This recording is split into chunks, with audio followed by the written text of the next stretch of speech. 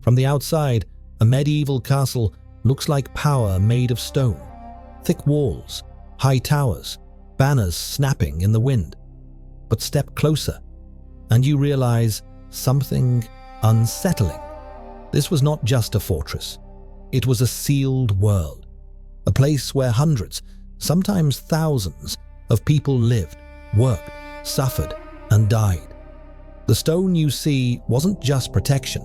It was boundary, prison, kingdom.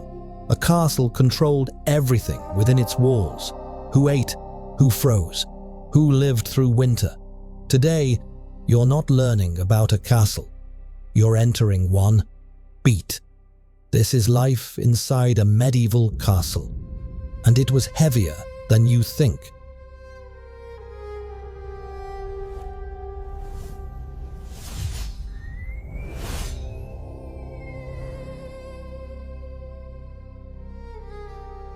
Imagine approaching a castle in the Middle Ages. No roads, no signs, just stone rising from the landscape like a warning. The closer you get, the quieter the world becomes. Farmers disappear, villages thin out, because everything inside these walls belongs to someone else. The outer bailey appears first. Mud, livestock, smoke from workshops. The smell hits you before the sight. Manure, charcoal, wet wool. This is where the castle begins. Not in glory, in necessity. The gate is not welcoming. It is narrow, controlled, designed to slow you down. Guards watch from above. They don't speak, they assess. You pass beneath the portcullis, iron teeth suspended overhead. The tunnel is dark, cold. Stone presses in from all sides.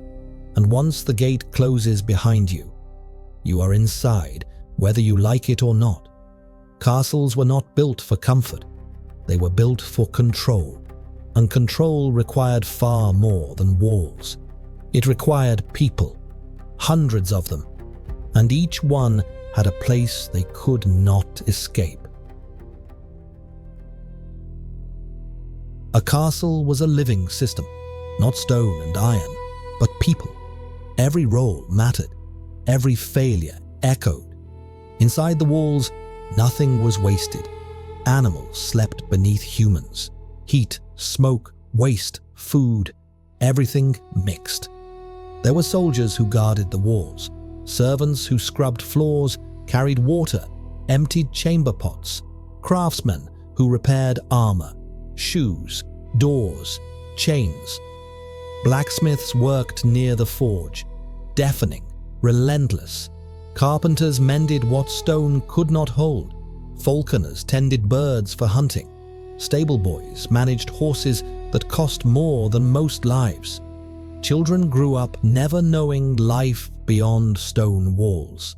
The elderly died in the same corridors they had walked for decades. This wasn't a palace. It was an ecosystem balanced on survival. Every person was a function, and if you failed your function, someone else paid the price. A knight's armor left unpolished could crack in battle. Bread baked poorly could spoil a garrison's morale. A door left unbarred could let in death. The castle didn't forgive mistakes. It simply replaced you. And survival began with the one thing no one could live without: food. The kitchens were the heart of the castle, loud, hot, constantly working. Fires burned day and night. Cauldrons bubbled with stews thick enough to stand a spoon in. Bread was baked daily, dozens of loaves at a time. Ale brewed constantly, because water was rarely safe. Meat was salted, smoked, or eaten quickly before it rotted. For nobles, meals were displays of power: roasted boar, spiced wine, fruits preserved in honey, silver plates, musicians, ceremony. For servants, food was fuel, and sometimes not enough. Stale bread, thin porridge, scraps from the Lord's table. They ate standing, quickly, without complaint. In winter, stores ran low, rations shrank, grain bins emptied slowly. Then, suddenly, Hunger became a presence you could feel in the halls. Faces thinned, tempers shortened, children cried more. During sieges, food became a weapon. Animals slaughtered early to preserve grain. Grain counted obsessively, weighed to the ounce. Rats trapped and eaten when nothing else remained. A castle could survive months under attack, but only if the math held. One miscalculation, a hidden rot, a servant stealing rations could collapse everything. And when the food ran out before the siege lifted, fear filled the halls, because hunger wasn't the only threat lurking inside stone walls. Medieval castles smelled alive. Smoke, sweat, animals, waste. There was no plumbing. Waste was dumped into pits called garderobes, shafts that fell into moats or cesspits below, or it was simply thrown out windows.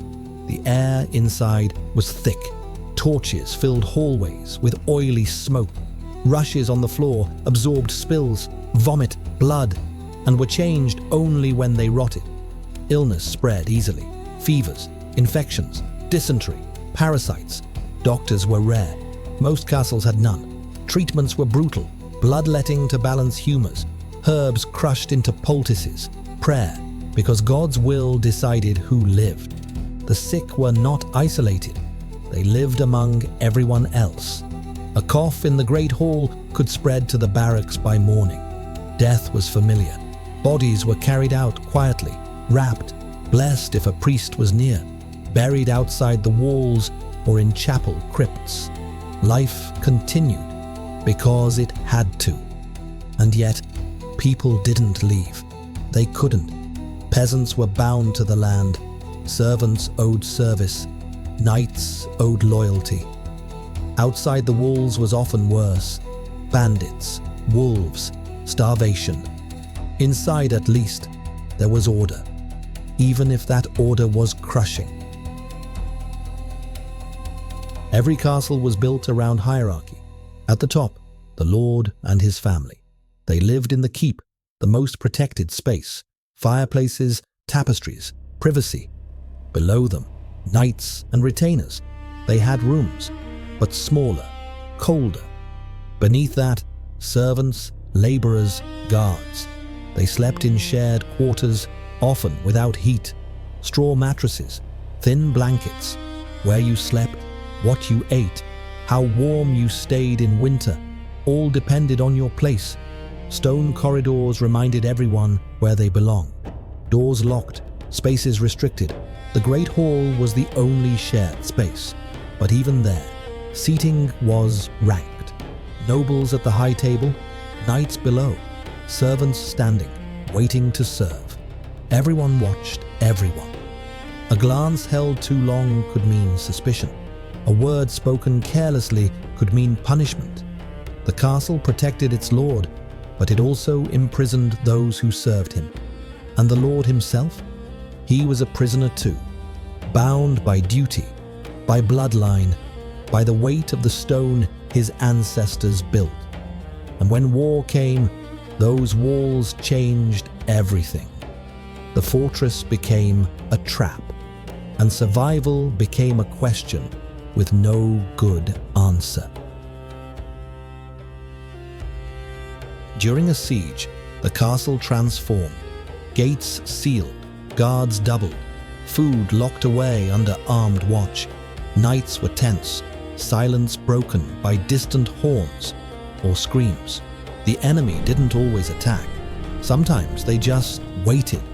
Starving you out was cheaper than storming walls. Fire was a constant threat. Flaming arrows, burning pitch launched from trebuchets. One spark in the wrong place could consume everything. So was betrayal. A servant bribed to open a postern gate, a knight with divided loyalties, a starving guard who chose survival over honor. Inside, people waited, counted days, listened for the sound of horns, friend or foe. Children stopped playing, laughter disappeared. Every footstep echoed louder. The walls that once meant protection now felt like a tomb.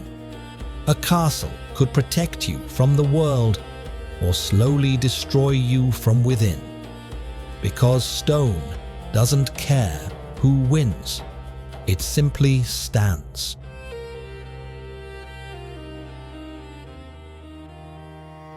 Today, castles feel romantic. Ruins, stone silhouettes against the sky. We visit them, take pictures, imagine knights and glory. But in their time, they were heavy places, built to endure, built to dominate. For some, castles were symbols of power. For others, they were walls that never opened. Life inside wasn't noble. It was stone, steel, shadow. It was waking cold, eating the same bread for months, smelling smoke and waste and fear. It was knowing your place and never leaving it. And yet, people endured. They built, they survived, they adapted, because survival was the only victory that mattered. This was life inside a medieval castle. Not legend, not fantasy, real. Welcome to Epoch of Kings, where history meets the edge of the sword.